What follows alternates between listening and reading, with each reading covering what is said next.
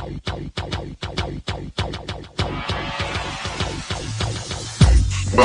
to the Odds Breakers, number one place for shared, sharp betting information. All right, welcome back to podcast 52 of 2019. I'm your host, Kiev O'Neill. You can tweet us at the Odds Breakers. Follow me on Twitter at OBKiev, or follow us on social media / the Odds Breakers. We have a fantastic NFL only show for you today. We have a very special guest, former NFL player and current NCAA and NFL football broadcaster, Mr. Ross Tucker, is going to come on the podcast to break down the beginning slate of this week's games. This episode is being brought to you by bookmaker.eu. For a 100% bonus, please visit Bookmaker. Use the promo code ODDSBREAKERS. Terms and conditions apply. And one thing I'm going to say about Bookmaker, I use them. They have never kicked any sharp players out of their book or reduced them any lower than any public players. They are absolutely the best. They come out with early lines as well, so you can hit those before the line movements. On Sunday, you'll always see college and NFL plays up for the next week. I love Bookmaker. I highly recommend that. If you'd like to help us out and sponsor our website and podcast, we would love to help you out. Please visit theoddsbreakers.com. Click shop and become a premium member for $17.99 a month. You can get my picks and premium plays before the line moves. For $2 more, you can have all that and become a patron subscriber and get the podcast a little bit early. If nothing else, please visit theoddsbreakers.com and become a free picks newsletter subscriber. Well, my friends, the NFL is upon us. Lots of things are happening. We have a great week of plays coming up. Let's just get right into that with Ross Tucker. Now I'm excited to introduce a former NFL football player and Princeton University two-time academic All-American. You've seen and heard him broadcast football games every weekend. Heard him on SiriusXM, friend of the Dan Patrick Show, and of course, pertaining to you guys, Even Money, part of the Ross Tucker Media Podcast. I'm very excited to welcome back Ross Tucker to the show. You can follow him on Twitter at Ross Tucker NFL. Ross, thanks for coming back on the show. How's this season been treating you? My pleasure, Kiev. Thanks for having me. Yep, I'm at Ross Tucker NFL everywhere on social media, Instagram, Facebook, if you want to get at me. And everything's going great, man. I'm loving the podcast game. Joe Dolan's done an unbelievable job on the Fantasy Feast Fantasy podcast. Obviously love the Ross Tucker football podcast. And then, of course, you said it, Even Money podcast. Both myself and my co-host, Steve Fezzik, the only two-time winner of the Westgate Super Contest. We are both double-digit units in the black already, Kiev. So I know it's a long game. I know it's a marathon, not a sprint, but it's over. Start fast and then maintain, and it is to dig yourself a hole and try to climb out of it. Yeah, maintaining is key right there, man. But I got to hand it to you. With all the podcasts that you run all week long, you're traveling broadcasting every weekend at games. Then you pop right up on Monday mornings with some great news information. There must be like 3 of you, Ross. I mean, how do you find the time for all of this? It's not easy, man. I'm definitely maxed out. I was telling my wife the other day, I absolutely cannot take anything else on at this point. I am maxed out. I got a new show called Home and Home on the radio.com app, and that's 3 hours every day, 8 to 11. So I am maxed out. I love it. I always look at it like, it's that time of year, Kiev, right? It's time to make the donuts, man. It's football season. I work 7 days a week. I try to take naps whenever I can fit them in.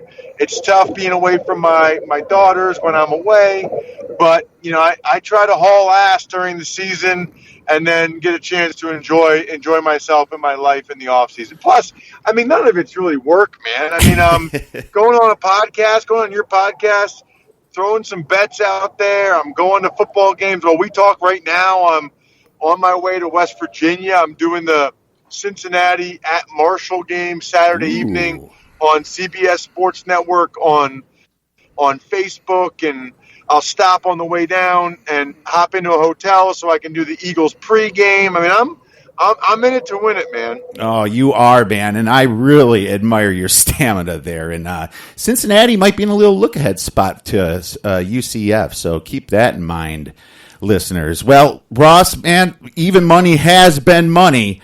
So let's get right into a few quick questions before we give out our plays and go over some games here. And you're the best person I could think of to ask this question. There's some 0-3 teams out there.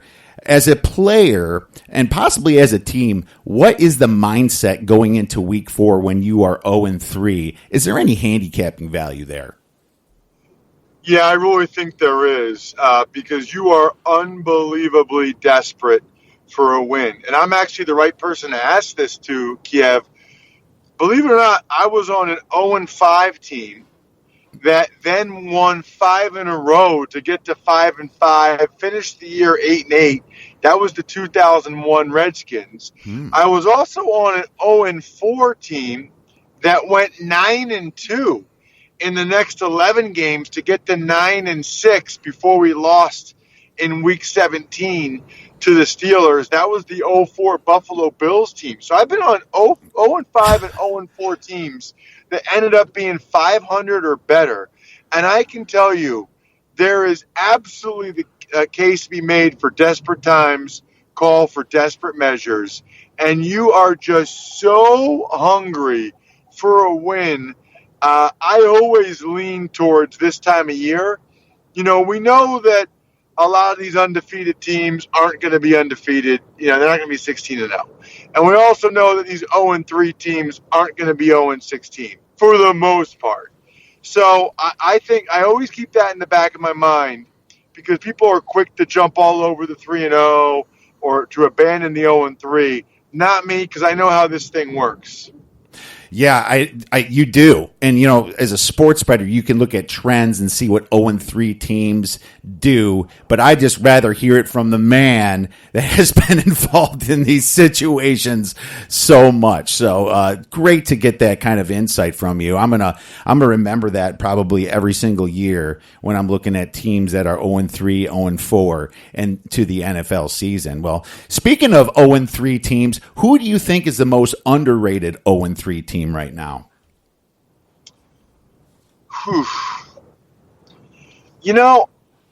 I think I'll go with the Steelers. There's a bunch of different directions I could go there.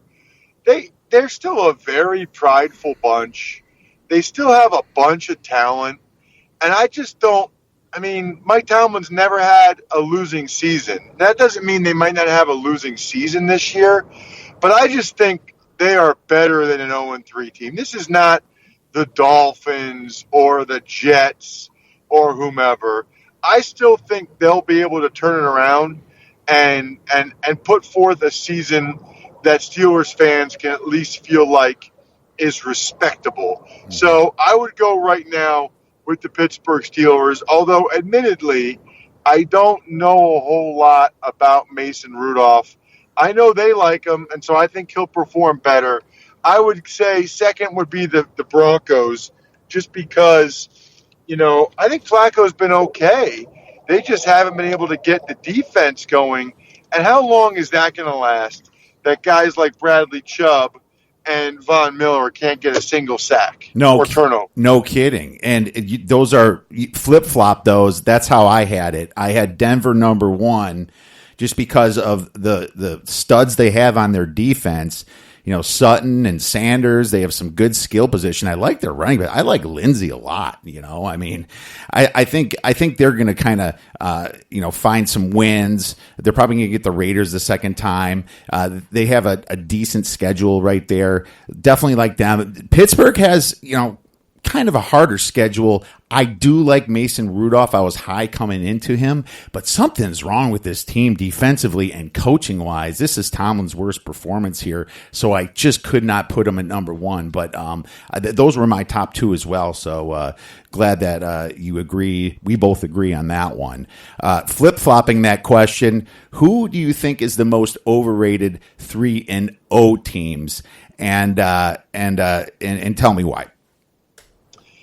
Well, I guess we're not including the Detroit Lions since they're not really 3-0, since they're 2-0-1. But I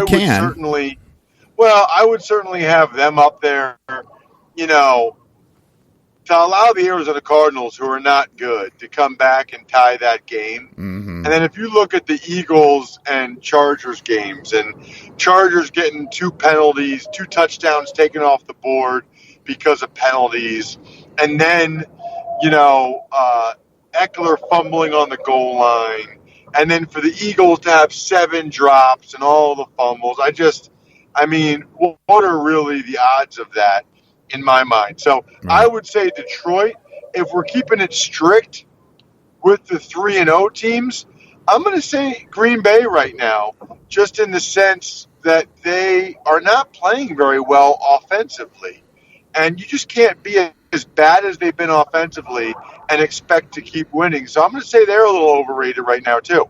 I was really low on Detroit coming in, and they seem to be playing with some swag since that tie.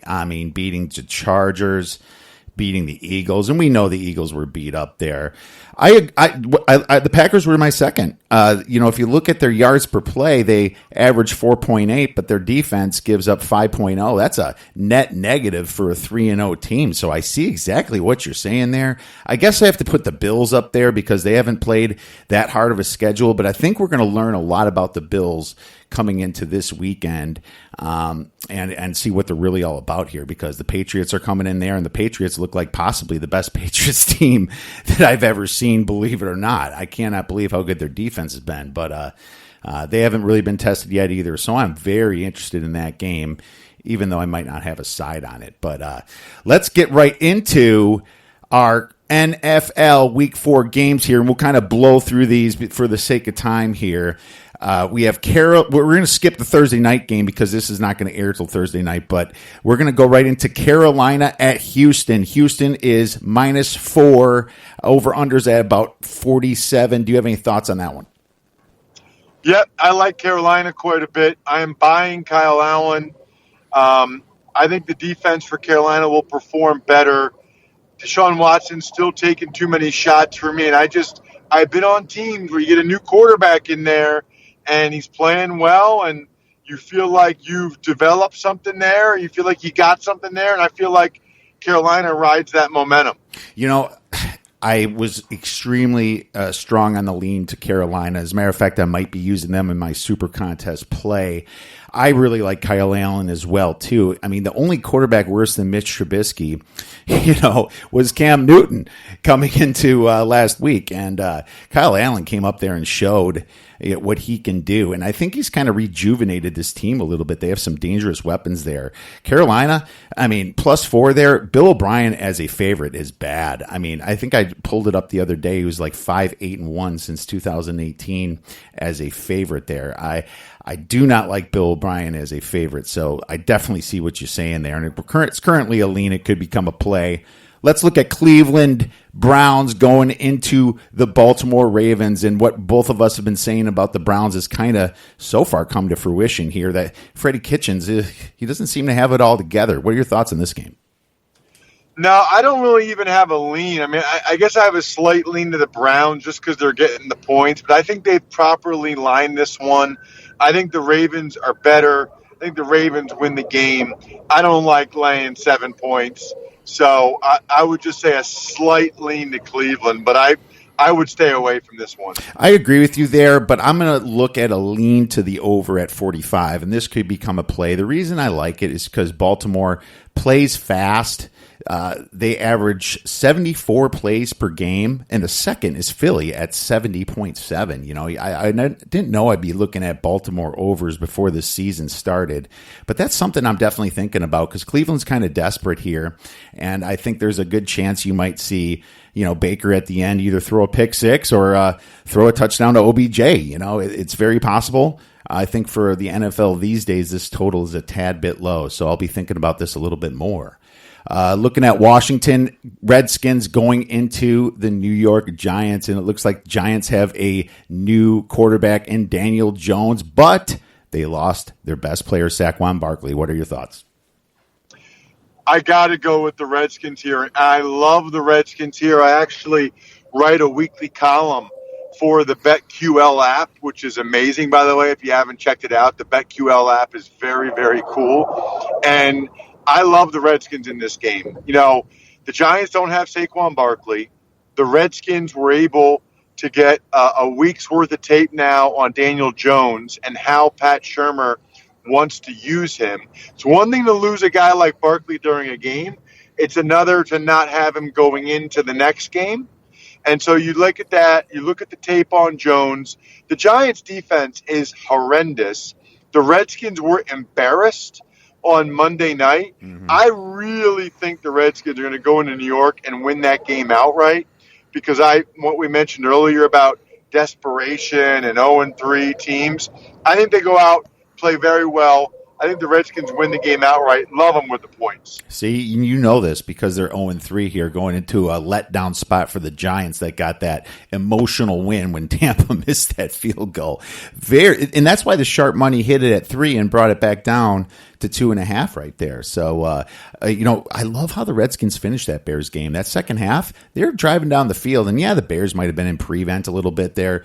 But at the same time, you know, the Redskins did put up some numbers there. I think there's going to have a lot less mistakes. So you definitely turned us onto that one. Possibly think about a first half in this one as well, because I can see the Redskins come out firing. So love what you're doing there.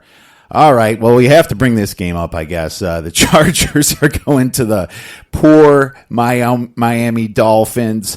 I mean, the spread was 16.5. It looks like it got hit, and it's down to 15.5. Over-under's 44. Do we have to talk about this one, Ross? No, I'm staying away. I don't expect from this game. I know people probably are happy to lay the points, but I also know one of these games the Dolphins are going to surprise everybody and keep it close, and this might be the one. I'm passing. Yeah, the Chargers either kill them or lose is what I'm thinking. So I didn't even use them in my survivor pools. But what an ugly game. I don't know when the Dolphins are going to decide to win, but I'm not sure if it's this early either. So great game to pass. But I do like this game. The Oakland Raiders going into the Indianapolis Colts. Here's an Oakland Raiders team that actually have a win here, but they're playing a Colts team that I think Brissett was a little undervalued. What are your thoughts on this one? I don't have a strong opinion on this one.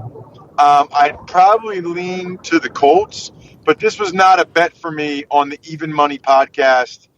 I kind of shied away from this one, but I would lean to the Colts just because of the way Brissett and that team's playing right now. Yeah, the Raiders have one of the worst defenses. I think I have them at second worst defense. I have to double check. I'm pretty sure that is. They just can't stop anybody.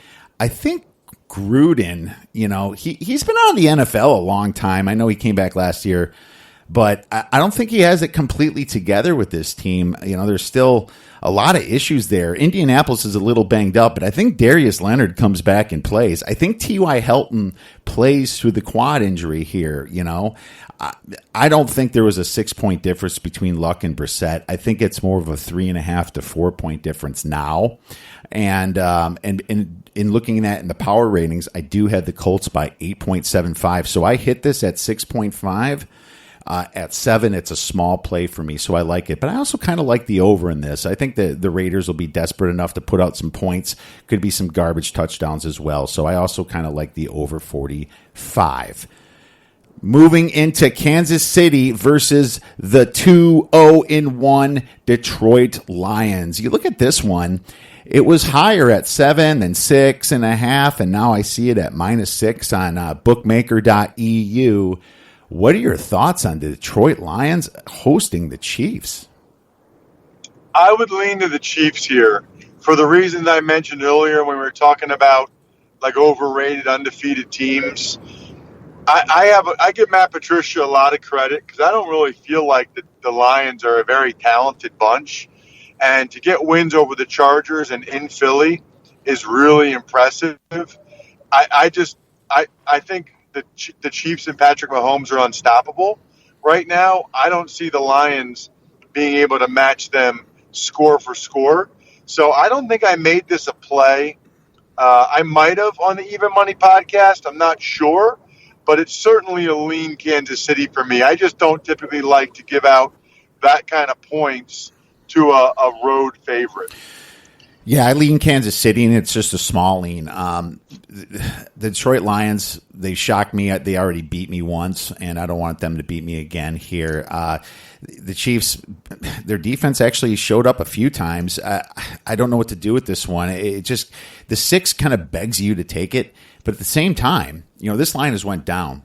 I'm going to be cautious and just kind of pass on this whole game. Not sure if Stafford has the sticks to keep up with a team like this, but maybe we'll see him do something.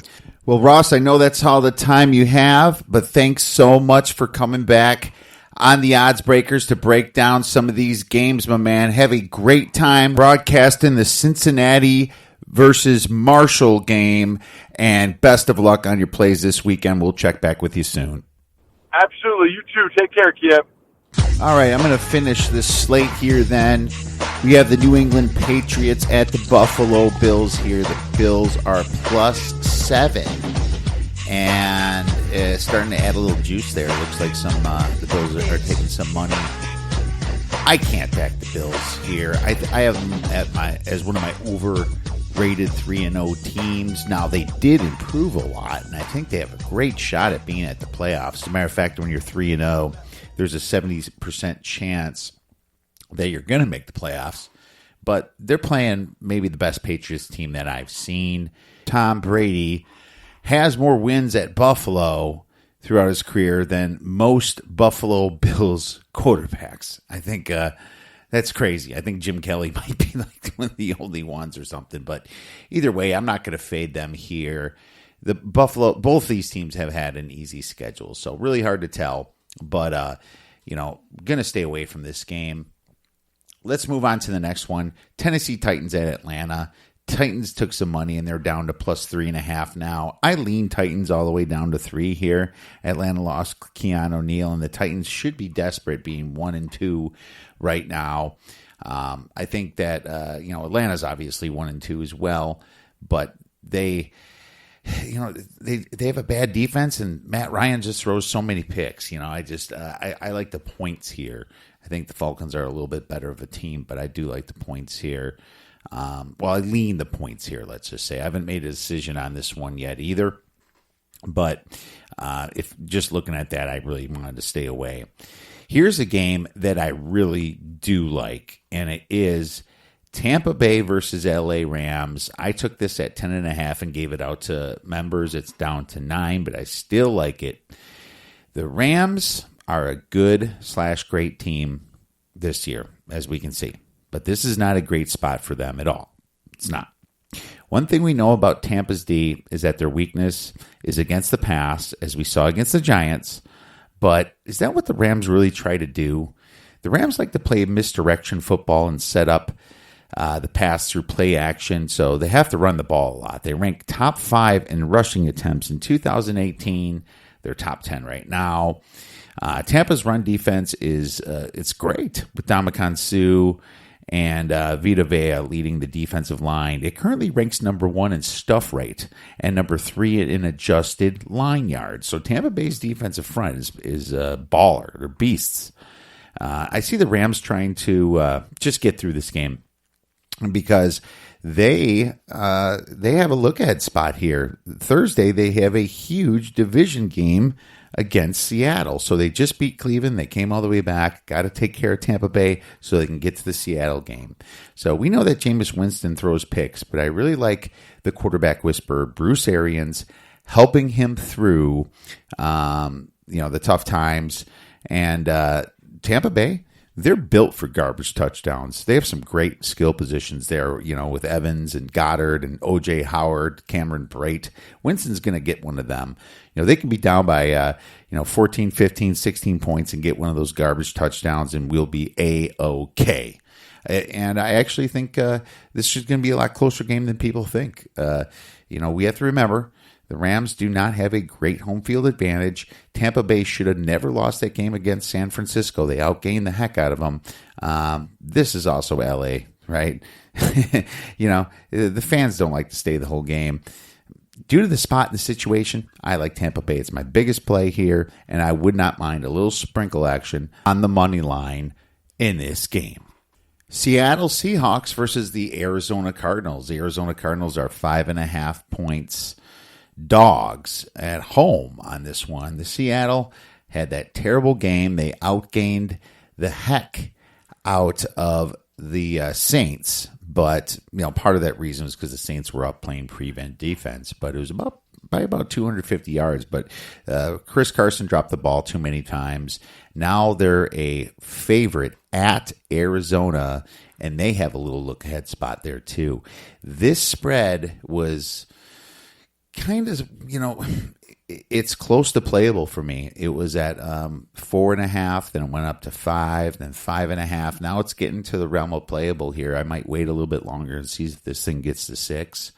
But this would be a play for me. If it does, I'm seriously considering this one. The Cardinals have to be desperate, being 0-2-1, to at least keep this game close. I do like how they are in the second half. Okay, Kyler Murray is a baller in the second half. And that's because they play fast and they seem to wear down defenses. So I'm going to look to the Cardinals here at this spread. Maybe a second half play on this as well. The Minnesota Vikings versus the Chicago Bears. And I'll tell you this, a lot of sharp money hit the Vikings side, and it was at 2.5, then it went all the way down to 1.5-ish, and now it's back up to 2. So it seems like everybody and their mom is on the Vikings, and you see why. The Vikings have improved their defensive line.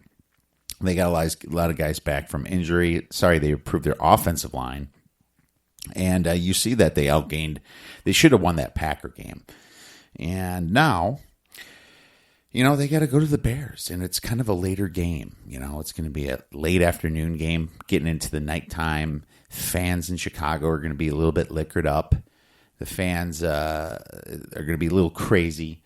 And what we know about Kirk Cousins, he doesn't win big games. So the other side of the coin, Mitch Trubisky has just been awful, and his coach Matt Nagy's been awful from a game management standpoint. But the thing is, they just went through preseason. I'll tell you this: if before the season, if you tell me that this Bears are only laying -2 against the Vikings, you'd be jumping all over it. But now that we've seen how bad Mitch has been the first 3 games or so, people are really shying off the Bears here. But this could be a spot where it might not be too bad to go against the trendy Vikings pick, in my opinion. I disagree with the Sharps here. I do like Zimmer a lot, but you still don't have the correct quarterback, in my opinion, at that on that team. And the Bears defense, they're just a bunch of monsters. I'm going to wait for the final injury report and see what happens with Akeem Hicks. But there is a partial play on this, as I will review at the end. The Jacksonville Jaguars versus the Denver Broncos. Very ugly game here. The total's pretty low. It's at 38. The Jaguars are 3-point dogs at Denver. Denver, they have to be very desperate under Vic Fangio there. And they still got some good players. I do not know how they don't have a sack right now with such great edge rushers like Von Miller and Nick Chubb. And what the heck is going on over there? Bradley Chubb, I mean. Denver, they also have some pretty good receivers with Sutton and Emmanuel Sanders. And, they got Lindsey at running back.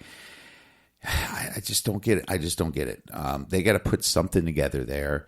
I think this is a spot to do it. I just don't know if they're going to win over 3 points. This total's at 38. I hate taking a favorite when the total's this low unless there's something really, really sticking out, right? Like the Jaguars' defense was bad, but the total wouldn't be that low then. So something smells here. Probably going to lay off this game. The next game, the Cowboys at the New Orleans Saints. We do have a play on this one, okay? Dallas is laying -2.5 at New Orleans. Now, my play doesn't really completely agree with the power ratings here, but there's a lot to it. I'm playing against the overreaction here. You know, Dallas has had an easier schedule, and they're also very healthy. Well, except for Gallup, and he's kind of injured, but they still got Cobb. Still have Tavon Austin, which was banged up, but I think he's going to play. Yeah, I think that they still have enough players here, and obviously Zeke Elliott's healthy. That's the important thing. Jason Witten's been balling out. I don't believe in Teddy Bridgewater. I don't. And I got burned last week, but that was possibly Seattle's fault for just turning the ball over, being in bad field position. Dallas is the second most explosive team in football on offense from a DVOA standpoint. And, you know, I think they have the tools to wear down the Saints here. The Saints show that they have a vulnerable defense, and you saw that against the Rams. The Seattle was able to score towards the end of the game. They rank 30th in yards per play, okay? And I know they played a very hard schedule, the Saints have, but what stuck out to me is that they're really outgained in that game last week. It was kind of their bounce back spot after losing Drew Brees. Now they're playing a team that knows how to beat them, because Dallas did beat them last year. And I think that was before Amari Cooper was on Dallas as well. Dallas is a better team than they were last year. They really improved. I love their defense. You know, the Teddy Bridgewater situation hasn't shown its true colors yet, and I'm betting against it. I like the short favorite here. I'm going to take Dallas -2.5. I like it 3, and I think that's going to be a play I'm going to use in the Super Contest as well. Oh, yeah! All right, moving into the final game here, we have a nice Monday nighter, Cincinnati versus Pittsburgh here. Now, Pittsburgh's laying 4 points at home, saying they're a point better than Cincinnati, even with Mason Rudolph. I like Mason Rudolph coming in. I like his camaraderie with James Washington. This is a perfect kind of get-up spot for Pittsburgh against Cincinnati. Tomlin's got to show something here. Something, you know, whenever you doubt Tomlin, they're like the Lions. When you doubt them, they win. When you're on them, they lose. It's kind of weird. But this is probably a situation where I would be back in the Steelers if it wasn't 4 points, though, because it looks like the numbers and the bookmakers and the bettors know that it should be around this number at 4, and I kind of agree with it. So from a straight power rating standpoint, I have this game, Pittsburgh, I have it 4.5. And that's if you give 3 points for home field advantage. And I do for a Monday night game, I suppose, in the NFL. Home field advantage doesn't seem to be as effective as it used to be. But I'm more interested in the total here, okay? Because these are 2 0-3 teams, and you know they're desperate. They are very desperate to finally win something here. And as far as defensive efficiency, it's pretty bad. The Pittsburghs, they almost ranked by the Raiders, 4th worst in defensive efficiency, and Cincinnati ain't that far behind them in defensive efficiency. They rank 24th out of the whole league, so 8th worst. Okay, so this is telling you that there's going to be some points this game, because you know that Dalton can throw the ball. Boyd's been doing really well for Cincy. Mixon's been doing good. And Pittsburgh still has some very good skill positions with Juju Smith-Schuster And they have, obviously, James Washington. Moncrief is garbage. I'm not even sure if he's playing, if he's hurt. I kind of been ignoring him lately. Pittsburgh still has a good offensive line. James Conner should have a bounce-back game. I like the over 43.5. I think it's short for today's NFL. So that's going to be my final play for you guys. Well, my final side or total play, because we can't forget that we have to give you a teaser of the week. I mean, what kind of episode would this be without giving you a teaser? What a stupid question that is. What a stupid question. But I watch you a lot. You ask a lot of stupid questions. All right. Well, this may shock you, but I have to take the Minnesota Vikings +2 to +8 in a teaser situation. I think this game is going to be between 2 and 8 because you got key numbers of 3. You got the 4 there for a 24-10 type deal. You have the 6 and the 7. You're teasing it past all then, and your total is low. It's at 38.5. I have to do this, even though I kind of like the Bears here. You know, I have to pick the Vikings in this teaser.